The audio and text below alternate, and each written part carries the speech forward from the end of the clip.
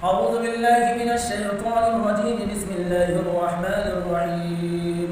ولقد أنزلنا إليك آيات بينات وما يكفر بها إلا الفاسقون. أو كلما عاهدوا عهدا نبذه فريق منهم بل أكثرهم لا يؤمنون. ولما جاءهم رسول من عند الله مصدق لما معهم نبذ فريق من الذين أوتوا الكتاب كتاب الله وراء ظهورهم كأنهم لا يعلمون. یہ 99 100 اور 101 آیت سورہ بقرہ کی. ان آیتیں یہودیوں کے سلسلے میں ہیں اور اس کے نازل ہونے کا بھی ایک خاص سبب بتایا گیا. وہ یہ کہ ابن سوریہ جو یہودیوں کا ایک بڑا عالم تھا، اللہ کے نبی پاک صلی اللہ علیہ وسلم کا اور اس کا کہیں آمنا سامنا ہوا. نبی پاک علیہ السلام نے اس سے کہا کہ میری پیروی کرے اور میری اطاعت کرے. تو اس ناسمجھ اور اس کمبخت نے صاف کہہ دیا کہ ما جئتنا بشیء نعرفہ وما انزل اللہ علیک من آیۃ بینۃ فنتبعک، کہ آپ ہمارے پاس ایسی کوئی چیز نہیں لے کر آئے کہ جس کی بنیاد پر ہم آپ کو پہچانیں، اور نہ ہی اللہ تعالیٰ نے تم پر کوئی کھلی نشانی نازل کی کہ جس کی بنیاد پر ہم تمہاری اطاعت فرما برداری کریں. صاف طور پر اس کمبخت نے انکار کر دیا. تو اس پر اللہ تعالیٰ نے آیتیں نازل فرمائی جس میں کہا گیا کہ وَلَقَدْ أَنزَلْنَا إِلَيْكَ آيَاتٍ بَيِّنَاتٍ، کہ ہم نے تمہاری طرف کھلی نشانیاں، کھلی آیتیں نازل کی اور اس کا انکار نہیں کرتے مگر وہی لوگ جو فاسق ہیں. پھر آگے مزید فرمایا کہ وَكُلَّمَا عَاهَدُوا عَهْدًا نَبَذَهُ فَرِيقٌ مِّنْهُمْ بَلْ أَكْثَرُهُمْ لَا يُؤْمِنُونَ، کہ ان لوگوں کا مزاج یہی ہے کہ جب بھی انہوں نے عہد و پیمان کیا ان میں سے ایک جماعت اس عہد کو ہمیشہ توڑتے چلے آئے، بلکہ اکثر لوگ ایمان بھی نہیں لاتے.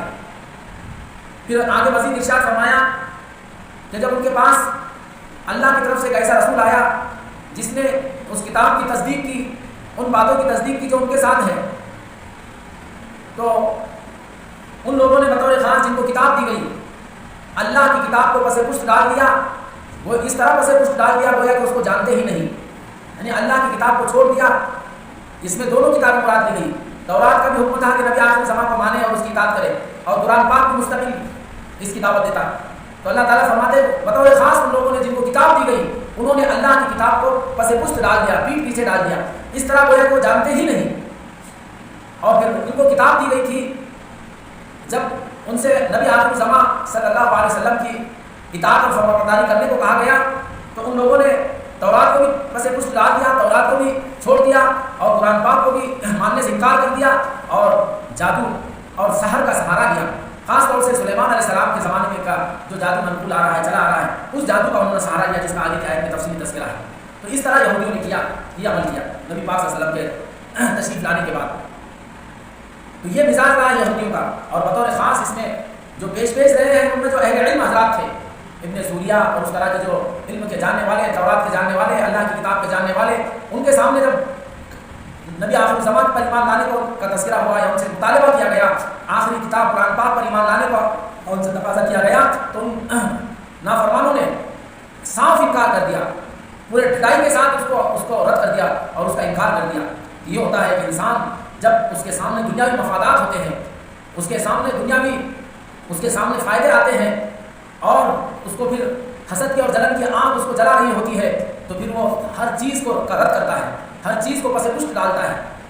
اندازہ لگائیے وہ یہودی ہے کہ جنہوں نے حضرت حضور پاک علیہ السلام کی مخالفت اور صرف اس وجہ سے مخالفت کہ نبوت بنو اسماعیل میں کیوں چلے گئی، یہ سب سے بڑا ان کو حسد تھا، سب سے بڑا ان کو جلن تھا. اس مخالفت میں کہاں چلے گئے کہ فرشتوں کو تک نہیں بخشا. حضرت جبرائیل علیہ السلام کو اپنا دشمن قرار دیا کہ جبرائیل علیہ السلام چونکہ اللہ کے نبی پاک صلی اللہ علیہ وسلم پر وحی لاتے اور آپ پر قرآن لاتے تو آپ کی دشمنی میں فرشتوں سے تک دشمنی کر لی. یہ انسان اندازہ لگائیے، حالانکہ ان کو بھی جانتے، اپنی حیثیت جانتے، اپنی بساط جانتے، فرشتے کی طاقت اور اس کی قوت جانتے، آخرت ان کو تمام باتوں کا علم تھا. لیکن یہ انسان ہے، انسان جب اس کے اندر حسد اور جلن کی آگ جب بھڑکتی ہے اور جب اس کے سامنے دنیا کے مفادات اس کے سامنے آتے ہیں اور دنیا کے فائدے اور دنیا کی عزت اور شہرت اس کو سامنے آتی ہے تو پھر وہ ہر چیز کو داؤ پر لگا دیتا ہے، سب کچھ قربان کر دیتا ہے اور یکلفظ سب کا انکار کر دیتا ہے. جیسے کہ کم وقت یہودیوں نے اور بطور خاص جو اہل علم حضرات تھے جن کو تورات کا علم تھا، جن کو تمام چیزوں کی باری باری معلومات تھی، جنت کا، جہنم کا، اللہ کے ذات عالی کا، آخرت کے دن کا، اور ایسے ہی ہر چیز کا علم تھا. ایسا معمولی علم چھوٹے یعنی باریک علم تھا کہ جس کا ہمیں حیرت ہوتی ہے کہ لڑکا کیوں پیدا ہوتا ہے، لڑکی کیوں پیدا ہوتی اور پھر وہ مشابہت کیوں ہوتی. ایسے باریک علوم رکھنے والے، لیکن جب نبی پاک صلی اللہ علیہ وسلم کی بعثت ہوئی اور یہ اندازہ ہو گیا کہ نبی آخر الزمان یہ بنو اسماعیل میں تشریف لائے ہیں، بنو اسرائیل کے بجائے، تو حسد کی آگ نے ان کو اندھا کر دیا اور پھر انہوں نے ایک ہی بات ٹھان لی کہ بس اس نبی کی مخالفت کرنا ہے، چاہے جو ہو جائے، دنیا برباد ہو جائے، آخرت تباہ ہو جائے، چاہے دنیا لٹ جائے، آخرت تباہ ہو جائے، لیکن ان کو بس انکار کرنا تھا. انکار کرتے چلے آئے اور پھر اس کی راہ میں انہوں نے جو کچھ ہو سکتا تھا کر گزرے. نبی پاک صلی اللہ علیہ وسلم کی مخالفت میں جو مکر کرنا تھا، انہوں کو جو سازشیں کرنا تھی، جس طرح بھی ممکن ہوا آپ کی مخالفت کرنے میں لگ گئے. تو اس طرح یہ یہودیوں کا حال اللہ تعالیٰ نے آیات میں بیان فرمایا ہے. تو اندازہ لگائیں اس آیت میں یہ کہا کہ کتاب اللہ وراء ظہور کہ اللہ کی کتاب پس پشت ڈال دیا. تو اس سے فقہاء نے ایک مسئلہ نکالا ہے جس پر عمل ہوتا ہے کہ اللہ کی کتاب کو پیچھے نہیں رکھا جاتا ہے. عام طور پر یہاں تو معنوی طور پر معنی دیا گیا ہے کہ اس کے احکام کو پس پشت ڈال دیا، ان کے احکام سے غفلت برتی.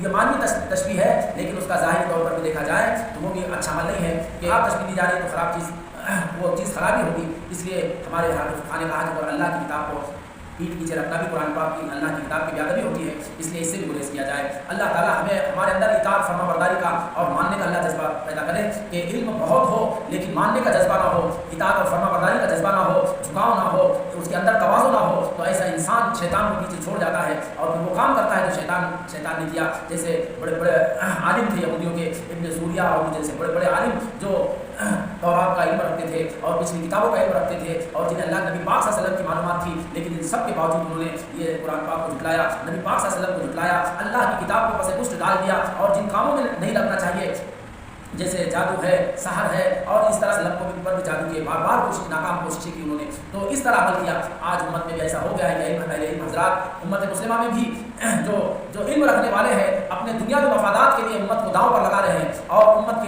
کو دین سے دور کرنے میں اور شریعت سے دور کرنے میں لگے ہوئے ہیں اور اپنے مفادات کے لیے ان کا غلط استعمال، اپنے مفادات کے لیے ان کو ایک دوسرے سے دست و گربا کرنے میں لگے ہوئے ہیں. گمراہ فرقوں کی تاریخ دیکھی جائے تو ان کے گمراہ کرنے والے کوئی اہل علم ہوں گے جنہوں نے علم کا غلط استعمال کر کے امت کے اندر تفریقہ کیا اور امت کو غلط راہ پر ڈال دیا اور ان کا فرقوں میں بانٹ دیا. اللہ تعالیٰ ہم تمام کو گمراہ سے بچائے.